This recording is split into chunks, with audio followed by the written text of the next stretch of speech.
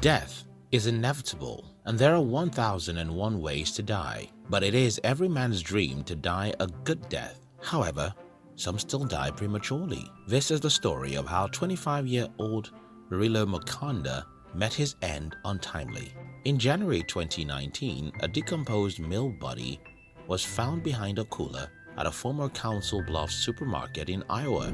The body was identified by police as belonging to an employee who disappeared 10 years ago. Authorities identified the man as Larry Early Murillo-Moncada of Council Bluffs, who was 25 years old in November 2009 when he was reported missing by his parents.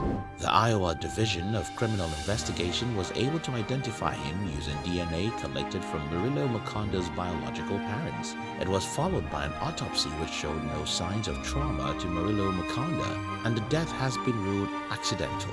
The decomposing body of Murillo-Moncada was found the morning of January 24, 2019, as contractors were moving the former no-frill supermarket in Council Bluffs. Police at the time confirmed that the body appeared to have been there for years.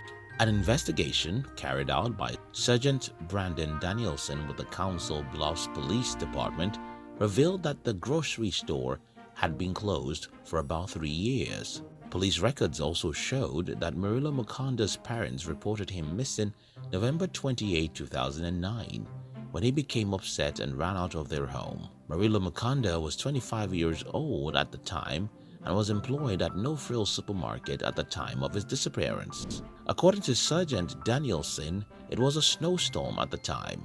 He left with no shoes, no socks, no keys, no car. It is still a mystery what really prompted his abrupt disappearance. Was it due to family issues? Was he going through some rough times? Was he running away from something? Or did he just want a change of environment? The reason is still unclear.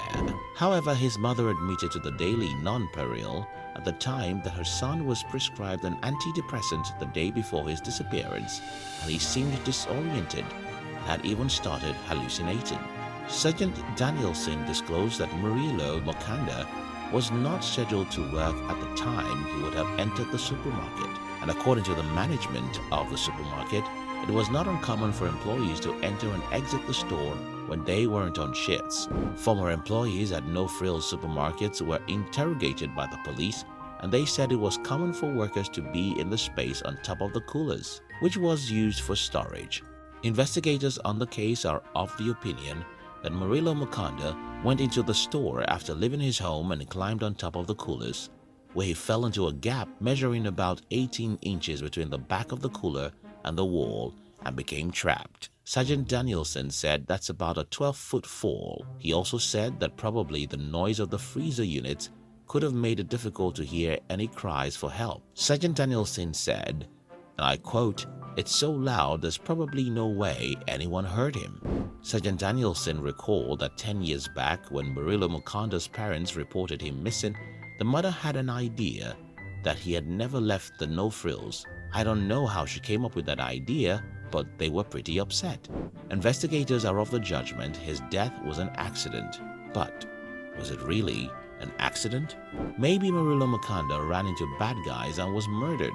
There is also a possibility that he committed suicide, given that he was on antidepressant.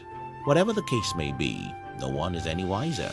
Murillo-Moncada took that secret to his grave. In an interview with KETV, Sergeant Danielson said the case was one of the oddest cases they've worked on. You don't hear about these types of cases. People found in walls, especially in this area, so that would be the odd part about it. We have missing person cases all the time, but this is just unique. He went on to say that contractors found Murillo-Moncada while tearing apart shelving and the coolers from the supermarket, which shut down in 2016.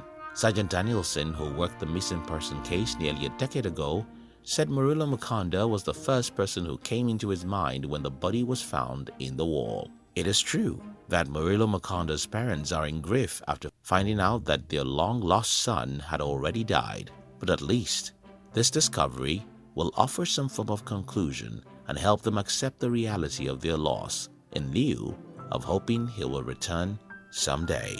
What a sad story. Have you ever lost a loved one in an unusual way? Share with us how you felt, and how you were able to get through such trying time in the comment section.